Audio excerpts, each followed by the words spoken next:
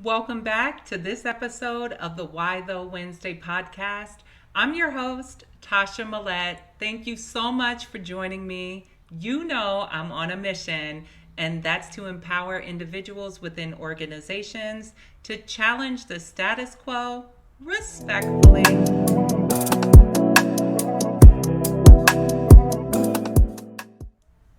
You know we're going to go deep as always. And what I mean by that is we're going to take a work-related topic and break it down using three different perspectives.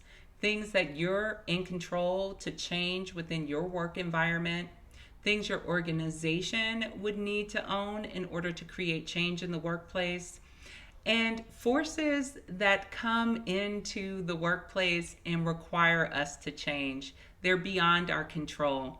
I call them signs from the universe. But we look at this holistic viewpoint to be able to identify action items to create sustainable change within organizations at the individual level or at the company-wide level. So with that being said, we're going to go deep with today's topic. It's both timely and relevant. It's Q4, the end of the year. What to do if you don't get the bonus you expected. We start each episode by leaning into the feeling of the topic. We do this so that we can begin to strengthen our intuition and trust in our inner voice.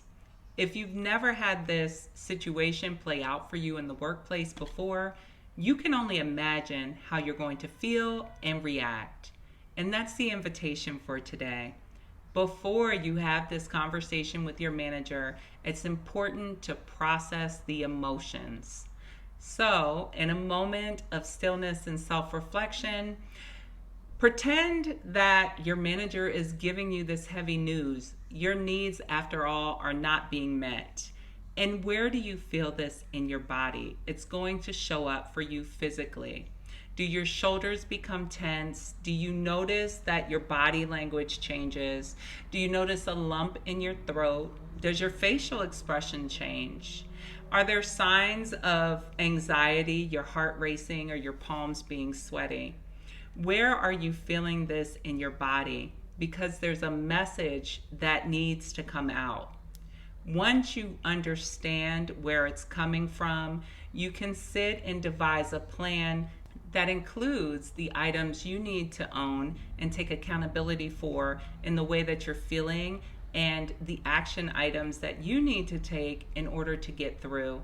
But you may also have some for your manager and organization to support you through this.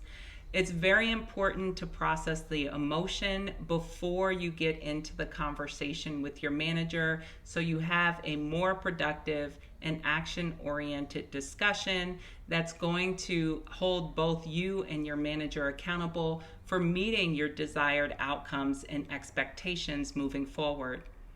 And don't worry, I know sometimes emotions can get the best of us. Even if you've practiced at home, the emotions may come up in that discussion, and that's okay. How you can deal with it is by asking your manager to reconvene later on that day or the next day, but don't avoid the conversation. And if your manager tends to bully you or you don't feel comfortable having these types of conversations with them, you can always encourage your manager's manager to attend or invite human resources. But again, this is not the time to avoid the conversation because you are sensing something is wrong and you need to discuss it with your manager. So now that we've processed the emotions behind the conversation, let's discuss some practical tips to get you through it. One of the first things you can do if you experience this situation is to seek clarity and understanding. After all, your expectations weren't met. The first conversation you need to have is with your boss, not your colleagues, because you need to seek understanding as to how the bonus plan was constructed. You can start the conversation by asking a simple question like, what was the bonus criteria this year, and did it change from last cycle or the last time we spoke? This allows your manager to put forth information to help you understand the bonus construct, and from there, it may answer most of your questions or give you some information to be able to formulate the next set of questions you need to ask. But don't jump to conclusions. Seek clarity and understanding first. Most bonus plans have two components: individual performance and company performance. Let's face it, when you join the organization, you're joining as part of the greater whole. So your individual span of influence is probably limited as it relates to the goals the company set and overall goal attainment. You probably have next to nil influence over the budget that was set for the bonuses unless you're in the finance department. So these things are outside of your control. What's in your span of control is your individual performance. And this is the next subject you need to discuss with your manager during this conversation. Take an objective look at your performance over the last cycle. Don't just focus on the highlights or more recent wins. Clearly, you've put that in your performance review to drive your score so you can get the bonus that you desire. However, the lesson is really in the lowlights, those areas of opportunity over the last year where you can commit to your own personal growth and development. If you are able to have a proactive conversation about your performance with your manager during this conversation, you disarm them, because after all, your performance is the basis of your score. There's likely constructive feedback that your manager was not willing to give you because they were uncertain as to whether you would receive it. And now that they see you taking accountability for those areas, they now have a more open and honest relationship that they can foster with you throughout the year. They'll more likely advocate for you and ensure that you get the support you need to get the outcome you desire. It's never okay to receive first-time feedback at your year-end performance review, especially when that has an impact on your pay. You're entitled to a fair performance review. If this happens to you, you can try to resolve it directly with your manager, and if that doesn't happen, you should notify human resources. And this one's for the rock stars, the high potential and high performers of an organization that did not get the bonus they were expecting. This could be because the organization reduced the bonus, or because there was a team component and your overall team did not meet their goals. Either way, it impacts your bottom line. The company understands your value, and now it's time to double down on your worth. You can ask for alternative compensation. That could look like additional PTO, an investment in your professional development, flexible work arrangements, or even a review of your annual base pay. The worst an organization can say is, we can't do it at this time, but we'll look to do something for you in the future. This is the time to advocate for yourself. Now let's look at what organizations can do. After all, they're responsible for managing the bonus plan and employee expectations. The very first thing an organization must do in this situation is to communicate transparently. This is not the time to hide behind the executive curtain.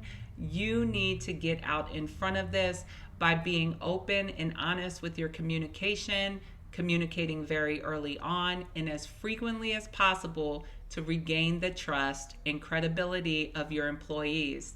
After all, you set an expectation that they would receive a bonus or a potential bonus target, and they're falling short, whether that's on an individual basis or on a group basis. So communication is key. That can also mean that your managers need talking points so that everyone is delivering a consistent message about pay at this important time within your organization. The next best step an organization should take if they find themselves in this situation is to set clear, SMART goals as soon as possible. If you're in the beginning of the year, it's important to set them and not let the mid-year drift happen. If there's been a change in the bonus plan, it's important to reset expectations with staff. This is so important because it's the basis of the employee performance review, which is used to determine the bonus. Get employees back on track.